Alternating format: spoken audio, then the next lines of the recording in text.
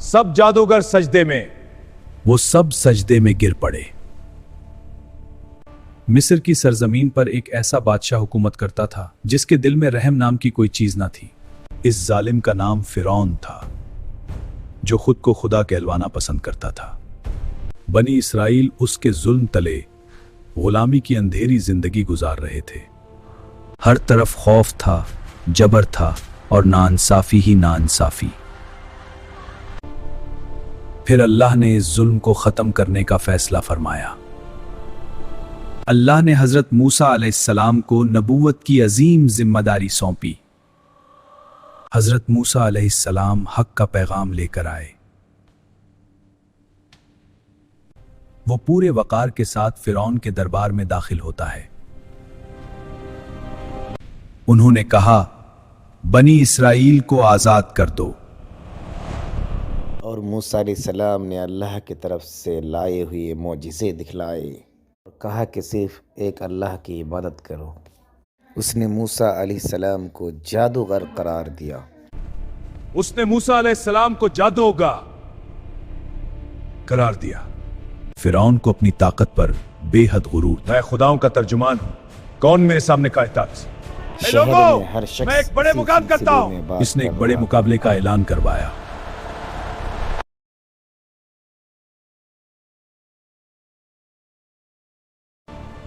मिस्र के नामुर जादूगर बुलाए गए। शहर में मुकाबले का दिन मुकर्रर हुआ। लोगों का एक अजीम मजमा जमा हो गया। हर आंख ये तमाशा देखना चाहती थी। फिरौन फतह का यकीन किए बैठा था। सबसे पहले जादूगरों ने अपना करतब दिखाया। लाठियां फेंक दी।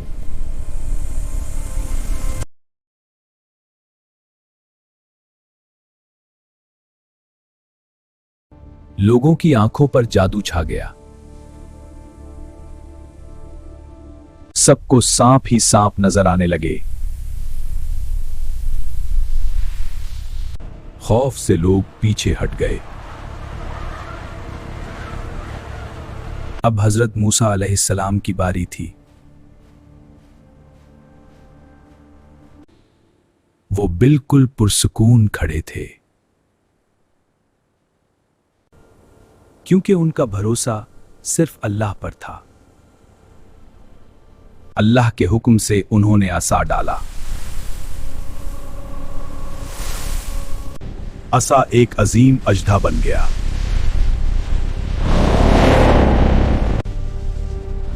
इसने तमाम झूठे सांप नगल लिए। ये वो लम्हा था जब ताकत का मैदान बोझ पुरसन्नाटा टूट रहा था छा गया और सच अपनी शान के साथ खड़ा था। जिसने खुद को खुदा कहा था, वो आज एक लाचार इंसान की तरह खामोश था। लोगों ने पहली बार देखा कि जब अल्लाह मदद फरमाता है तो बड़े से बड़ा जादू भी मिट्टी में मिल जाता है। यह सिर्फ मोजिज़ा नहीं था, बल्कि ऐलान था कि ज़मीन की हर ताकत के ऊपर सिर्फ एक ताकत है, वो है अल्लाह की ताकत।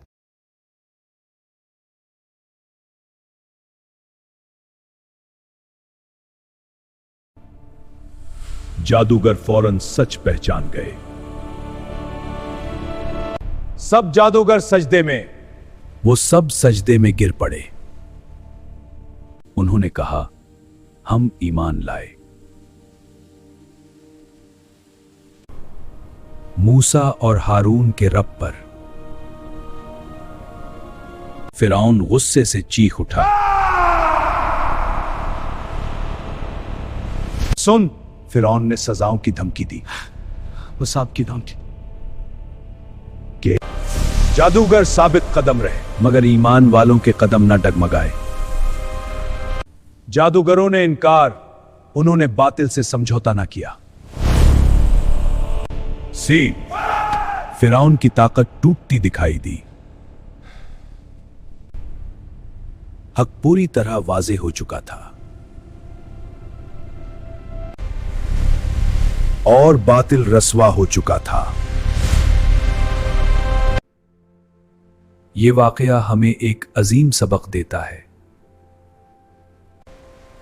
हक वक्ती तौर पर कमजोर लग सकता है,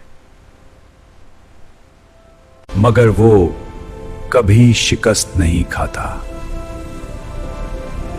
अल्लाह की मदद हमेशा हक के साथ होती है